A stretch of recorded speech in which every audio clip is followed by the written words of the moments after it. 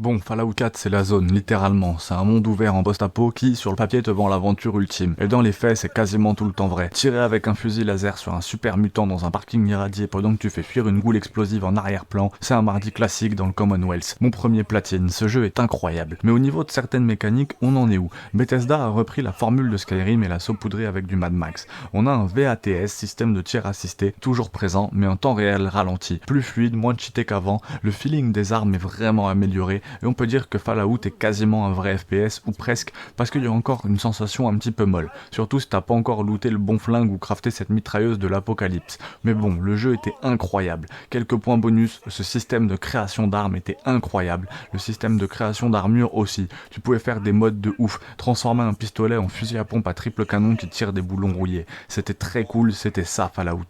Et puis il y avait son histoire entre drame familial et politique nucléaire. Là on part sur du sérieux. Le pitch, ton enfant a été enlevé pendant ta cryogénisation, et tu vas traverser tout Boston dévasté pour le retrouver.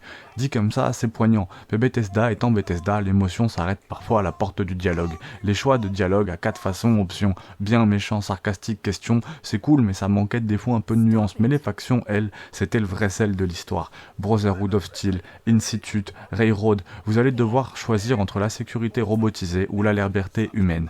Un peu comme dans un débat Twitter, mais avec des bombes atomiques. Le tout est plutôt bien foutu, même si certains arcs narratifs sentent la redite d'un peu de Fallout 3. La nouveauté de Fallout 4, c'était le système de colonie. Et là, attention, soit tu deviens le roi du bricolage, soit tu balances tout à la benne et tu continues à démembrer des pillards. Tu peux littéralement recréer une ville entière, poser des murs, gérer la bouffe, l'eau, la défense, mais si t'es là pour l'histoire, ça peut te ralentir. Heureusement, t'es pas obligé, mais c'est une partie du jeu que j'avais vraiment kiffé, moi, à l'époque.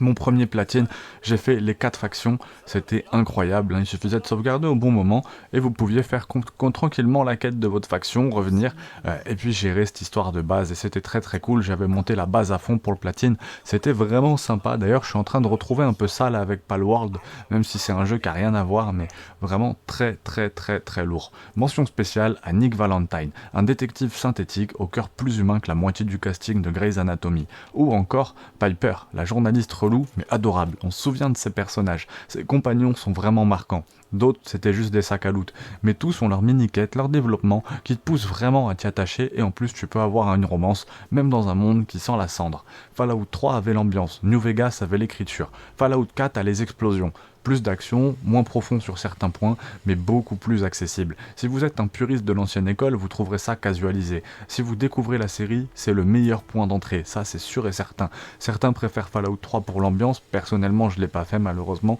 New Vegas avait une écriture incroyable, je reconnais que les personnages de New Vegas étaient extrêmement bien écrits, le jeu était sans doute un petit peu plus dur. Donc ça dépend de votre niveau de joueur, de votre âge. Si vous avez fait Fallout 4, foncez sur New Vegas, je pense que vous passerez un bon moment, mettez tout en difficulté maximum et éclatez-vous. Fallout 4, c'est un jeu qui marche entre deux mondes, le RPG narratif hardcore d'autrefois et le shooter d'aventure grand public, qui trébuche, certes, mais qui offre quand même des dizaines d'heures d'exploration, de loot, de décisions morales et de baston contre des crabes géants, vraiment incroyable. Franchement, ça reste un voyage que je referais, avec ou sans combinaison en tirade. Alors, Fallout 4, moi c'était mon premier platine, mais pour toi c'est un chef-d'œuvre sous-estimé ou un RPG édulcoré? Ce qui est sûr c'est que ça a laissé une empreinte radioactive, même une armure assistée ne pourra pas t'en protéger.